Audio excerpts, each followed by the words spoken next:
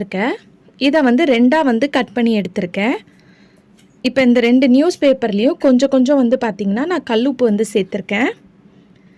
சேர்த்துட்டு இதை வந்து இந்த மாதிரி நல்லா வந்து ஃபோல்ட் பண்ணி ஒரு ரப்பர் பேண்ட் போட்டுருங்க. இல்லைனா அதுக்குள்ளே இருக்கிறதுலாம் வந்து பார்த்திங்கன்னா இந்த மாதிரி வெளியே வந்து விழுந்துடும்.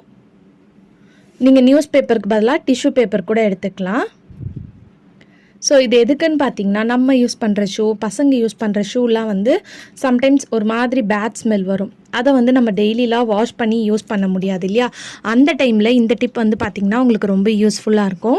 ஸோ நைட்டு வந்து இந்த ஷூக்குள்ளே இந்த மாதிரி இந்த நியூஸ் பேப்பரில் கொஞ்சமாக கல் உப்பு போட்டு வச்சுருங்க. வச்சுட்டு அடுத்த நாள் காலையில் எடுத்து நீங்கள் அதை தூக்கி போட்டுருங்க. இந்த மாதிரி பண்ணுறனால உங்கள் ஷூவில் இருக்கக்கூடிய பேட் ஸ்மெல்லாம் வந்து பார்த்திங்கன்னா அந்த நியூஸ் பேப்பரும் கல் உப்பும் வந்து பார்த்திங்கன்னா உங்களுக்கு அப்சர்வ் பண்ணிடும். உங்கள் ஷூவில் வந்து எந்த ஒரு பேட் ஸ்மெல்லும் வந்து பார்த்திங்கன்னா இருக்காது.